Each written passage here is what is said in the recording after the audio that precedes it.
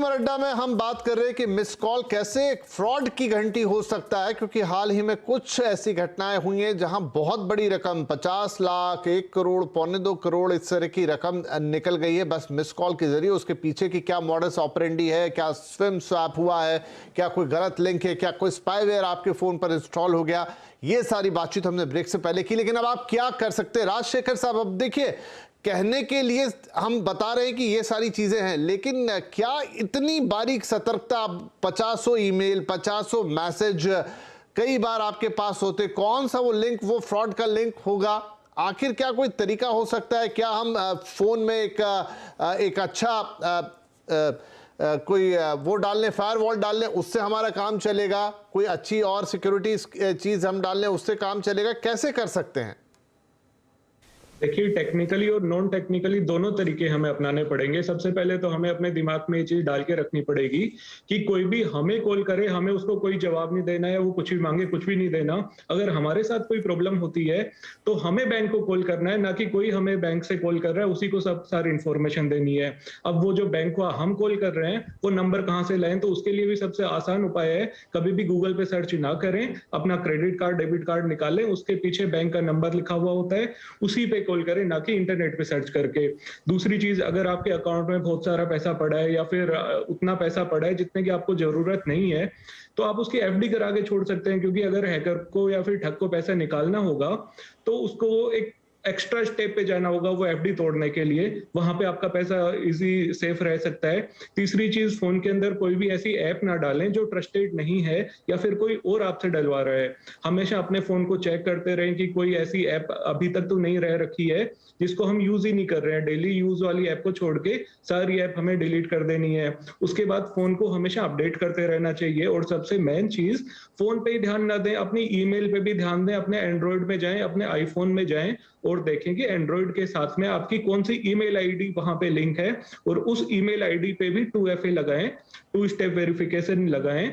उसका password change करें, easy password ना रखें। और कोई भी ऐप को अगर हम परमिशन दे रहे हैं तो ईमेल रीड की परमिशन, मैसेज रीड की परमिशन, कॉल की परमिशन, ये बिल्कुल भी ना दें जब तक कि वो ऐप बहुत ही ज्यादा ट्रस्टेड नहीं है या फिर उसको आपके कॉन्टेक्ट या मैसेज की जरूरत नहीं है, वहां तक आप उसको ना दें। तो दुग्गल साहब, देखिए ये बातें अच्छी, हम बार बार रिट्रेट भी करते हैं, पर लोग इसको कितना समझते हैं कितना नहीं समझते, कई बार तो एक्सपर्ट से भी गलती हो जाती है। क्या वो वक्त आ गया है कि अब आपको फोन बेचते समय पूरी एक छोटी सी किताब बना देनी चाहिए इन चीजों की, और वो साथ में जानी चाहिए? देखिए, किताब हमारे साथ भी होगी तो वो भी हमारे को पूरी तरीके से मार्गदर्शन नहीं करेगी। हमें इसके अपने दिमाग में हिस्सा बनाना पड़ेगा, कंठस्थ करना पड़ेगा। देखिए, समस्या क्या है, हम एक बार किसी प्रकार के साइबर क्राइम के शिकार होते हैं, फिर हमें लगता है कि हम तो एक बार शिकार हो गए, आजीवन शिकार हो ही नहीं सकते। हम अक्सर जो साइबर क्रिमिनल एक्टिविटी है उससे जो सीख है वो लेना भूल जाते हैं। और जो अगर आप साइबर क्राइम के शिकार नहीं हुए हैं तब तो आपको लगता है कि सारी दुनिया के साथ साइबर क्राइम होगा, मेरे साथ तो होगा नहीं। तो कहीं ना कहीं मानसिकता को बदलने का प्रयास अत्यंत आवश्यकता है। आज समय आ गया है कि हम हर प्रकार की जानकारी को एक डिस्ट्रस्ट और मिसट्रस्ट की भावना से देखें, और किसी भी जानकारी पर तब तक विश्वास ना करें जब तक हम उसकी इंडिपेंडेंट वेरिफिकेशन या ऑथेंटिकेशन ना कर सकें।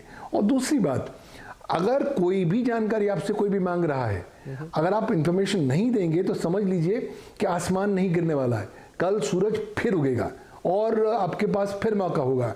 और अगर आप कहीं जल्दबाजी में, पैनिक में, डर में कुछ चीज़ें दे देते हैं तो मान के चलिए कि वो चीज़ें सदैव के लिए गई और आपका पैसा चला गया। और हमारा प्रैक्टिकल एक्सपीरियंस शो करता है कि एक बार पैसा चला जाए तो वापस नहीं आता। तो कोशिश करें कि आप थोड़ी सतर्कता का बर्ताव करें और कोशिश करें कि आप स्वयं साइबर क्राइम के शिकार ना बन सकें। अपने डिवाइसेस को सुरक्षित रखें और डिवाइसेस पर कृपया अपने credit card, debit card information को लिखकर वहां सेव ना करें। कोशिश करें चीज़ों को कंठस्थ करें और सावधानी बरतें और साइबर हाइजीनिक मेथोडोलॉजीज का आप चयन करें। बिल्कुल बिल्कुल, यही चीजें करनी होगी। क्विकली अमित साहब, समय थोड़ा कम है लेकिन 2 चीजों पर आपसे एक क्विक राय चाहेंगे जो आप दर्शकों को बता दें। एक तो स्विम स्वैप वाली आपने बात की, उससे कोई कैसे बच सकता है जो आप अभी बता रहे थे, डिस्क्राइब कर रहे थे। और दूसरा कि ये जो ऐप इंस्टॉल हो गया, क्या अगर आप अपना फोन किसी को नहीं देंगे बावजूद उसके भी ऐप इंस्टॉल हो सकता है जो स्पाईवेयर हो, जैसा इन घटनाओं में आपने जिक्र किया? इन दो चीजों से कोई कैसे बचेगा? बिल्कुल बिल्कुल विपिन जी, ऐप रिमोटली भी इंस्टॉल होते हैं, आपके वाईफाई को कंप्रोमाइज करके भी हो सकते हैं, तो आपकी वाईफाई की सिक्योरिटी भी उतनी जरूरी है। जैसे कि हम बताते हैं कि ओपन वाईफाई यूज मत कीजिए, वहां पे भी कोई नेटवर्क में आके आपको आपके फोन में कुछ डाल सकता है। एक चीज जो मैं यदि थंब रूल दे दूं तो कई बार मेरे से पूछते हैं कोई सिंगल क्लिक सोल्यूशन बता दी, तो मेरे ख्याल से एक चीज जो आसान है करना कि आप ओटीपी के लिए कोई इंडिपेंडेंट फोन रख लें, क्योंकि नॉर्मली ओटीपी ही चोरी हो रहा है, चाहे वो ऐप के थ्रू हो, चाहे वो बातचीत में हो जाए, चाहे वो आपके लिंक क्लिक करने से हो। यदि आप ओटीपी के लिए ऐसा फोन रख लें जिसमें बाकी एप्लीकेशन इंस्टॉल नहीं होती है या फीचर फोन है, तो काफी हद तक वो आइसोलेटेड रहेगा और फिर वो उसको चोरी होने की संभावना काफी कम हो जाती है। तो मेरे ख्याल से ईज आउट होगा जो बैंक के अकाउंटेंट है या जहां लार्ज अमाउंट ऑफ मनी रहती है, वो एक अलग प्रोसेस में एक फोन रख लें, फीचर फोन जो सिर्फ ओटीपी के लिए हो और उस पर कोई एप्लीकेशन इंस्टॉल ना हो, वो फीचर फोन, तो काफी हद तक आप ओटीपी चोरी होने वाले प्रकरण से बचेंगे। बाकी चीजें फोन हैक होना या कॉल रिकॉर्ड हो जाना, सोशल मीडिया, वो तो आपके देखिए स्मार्टफोन में आप होती हैं, तो उसके लिए साइबर हाइजीन ही रखेंगे तभी आप बचे रहेंगे, मल्टी फैक्टर ऑथेंटिकेशन रखेंगे तभी बचे रहेंगे। तो ये एक शॉर्ट में बताना चाह रहा हूं मैं, ताकि जी नहीं, बिल्कुल ठीक है। इतनी बातें भी अगर किसी ने ध्यान रख ली तो वो शायद अपने आप को बहुत ज्यादा एक फ्रॉड प्रूफ बना सकते हैं। सतर्क रहना ही, लगातार जागरूक रहना, और ये सारी खबरें सुनना, जानना कि क्या नए नए तरीके आ रहे हैं। अगर मिस कॉल आ रहा है तो उसके पीछे क्या घटा होगा, स्विम स्वैप हुआ होगा या ओटीपी दिया गया होगा या कुछ भी। जैसा दुग्गल साहब भी कह रहे हैं कि जागरूकता ही एकमात्र तरीका है जो आपको बचा पाएगी।